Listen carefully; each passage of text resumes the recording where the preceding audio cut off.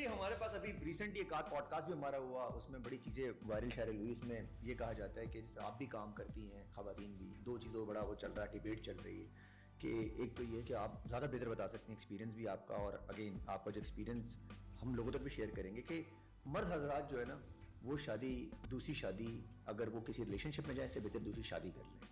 इस पर आपका क्या पॉइंट ऑफ व्यू है? जो अब डिवोर्स और शादी कल्चर बहुत ज़्यादा आम होता जा रहा है, दूसरी शादी और डिवोर्स।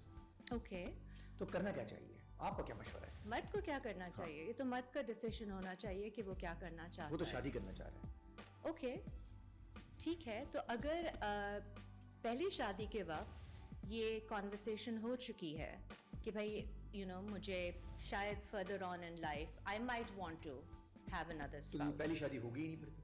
नहीं, ऐसी बात नहीं है। देखिए, कुछ ख़वातीन हैं जो चाहती हैं कि वो उस रिलीजियस पर्सपेक्टिव को ओपन रखें। उनके निकाहनामे पे अगर उन्होंने नहीं साइन किया है कि I do not want my husband to get married again, ठीक है, उसके अलावा इट्स बिटवीन देम। मैं जनरलाइज करके नहीं कह सकती हूँ किसी के बारे में, मगर मैं एज अ वुमेन्स पर्सपेक्टिव आपको बताना चाहूँगी।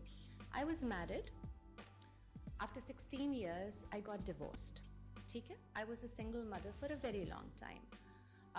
डिवोर्स के बाद जो मेरे एक्स हस्बैंड थे, उन्होंने फ़ौरन दोबारा शादी कर ली। अब फ़ौरन दोबारा शादी की, क्या पहले उनका ताल्लुक़ था नहीं था, it's none of my business. I was on my own for a couple of years. मैं लाइफ दोबारा इस्टेब्लिश कर रही थी, फिर मेरी भी दोबारा शादी हो गई।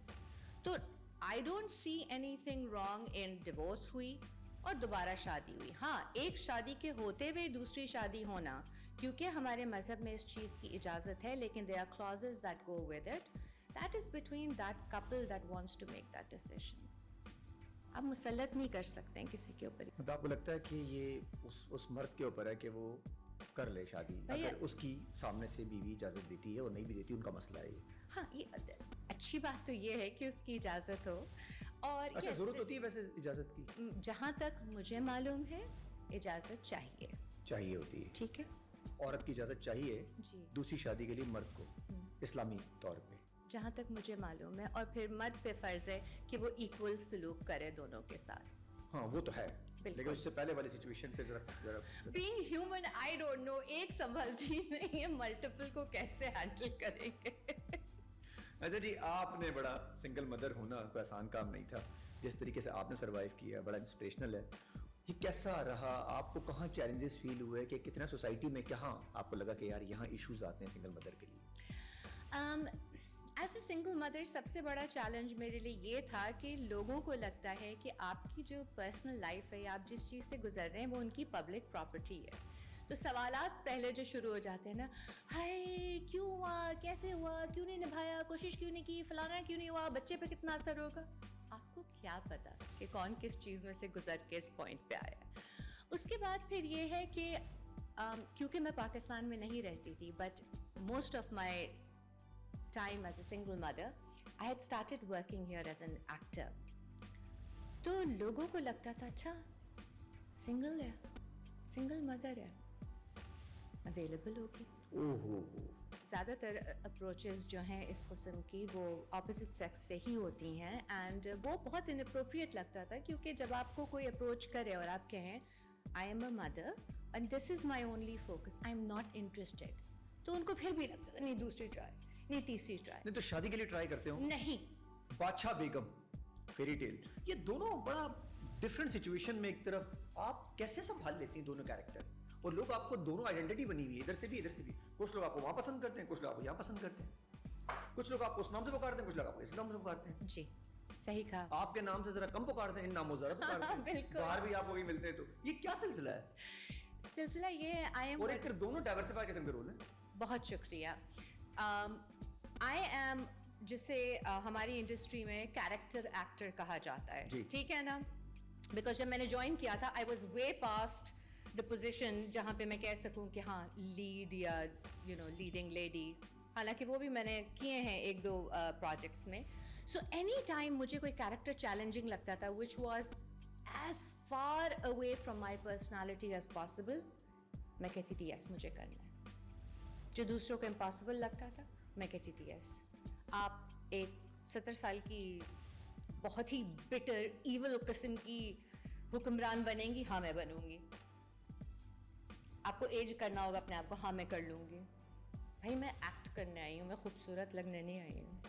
और अगर मैंने वो कैरेक्टर अच्छा किया है तो आज लोग जो बादशाह बेगम कहते हैं तो वो नफरत करते हैं उस खातून से।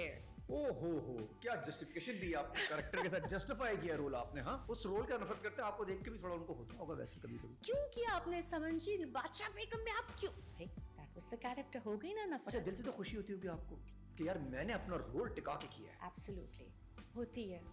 और फिर इस बात की भी खुशी होती है, जैसे आपने फेरी टेल का जिक्र किया, जहाँ पे सब कहते हैं निगो मामा हमें भी आपकी जैसी सास चाहिए। It was a complete opposite character. कैसे कर लेती है वैसे, दोनों को जिया है आपने वैसे? नहीं जिया मैंने। आई एम वेरी ब्लेस्ड कि अल्लाह ताला ने मुझे इतना टैलेंट दिया है। I am very grateful to my parents जिन्होंने मुझे इतना कॉन्फिडेंट होने में, अपने आप में बिलीव करने में इस तरह से सपोर्ट किया है। एंड देन अगेन कुछ होता है जब कैमरा ऑन होता है, and I hear lights camera action, then whatever the character is, someone inside camera comes to life और आप सामने से फिर शुरू हो जाती हैं। हाँ, मैं शुरू हो जाती हूँ। यार ये भी क्या आवाज है। हाँ, आते साथ ही बंदे को लगता होगा हियर यू गो, बस शुरू हो जाओ। बस दिस इज इट। आप भी तो अलाइव फील करते हैं ना अपने पॉडकास्ट में आके। हाँ, सलाम जितना भी किया, नींद में हूँ। हाँ बिल्कुल। मैं जितना भी नींद में था उससे पहले, आपसे पहले, उसके बाद अब मेरी जो है ना बस बटन ऑन है सारे के सारे। वो ये हो नहीं सकता कि काम में बैठता कैमरा ऑन होने के बाद में ढीला हो जाए, तो पॉसिबल ही नहीं है। हाँ, ये ऐसा ही होता है। ये कैमरा के अंदर क्या लगा हुआ, कुछ लगा हुआ कुछ कैमरे के अंदर ऐसा कि जिससे हम लोग नहीं ना, it's your passion, whatever stimulates your passion. Excellent. और वही आपको जगाता है, वही आपको सक्सेसफुल बनाता है। अच्छा, एक तरफ तो पैशन है आपका, दूसरे मुझे बताएगा आपके आपसे कम उम्र के, आपसे ज्यादा उम्र के कुछ आपके बेटे बने होते हैं, वो हमारे भाई हैं। अल्लाह की कसम मैं उनको भाई बोलता हूँ अपना, कभी कभी मैं उनको अंकल बोलता हूँ, मेरे फादर के बड़े अच्छे दोस्त हैं।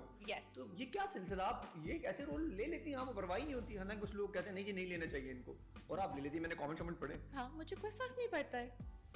वो आपसे एज में बड़े हैं। जी मैं जानती हूँ, मैंने गूगल पे दोनों को चेक किया। जी जी वो जी। आपसे एज में, आप समझो उनको कभी पापा कह सकती हैं उनको, वरना बड़े भाई तो कह सकती हैं उनको। मैं फखरिया बेटे बने हुए हो आपको पता है। भाई मैं नाम नहीं लूंगा उन भाई का, नाराज हो जाते हैं मुझसे हमेशा।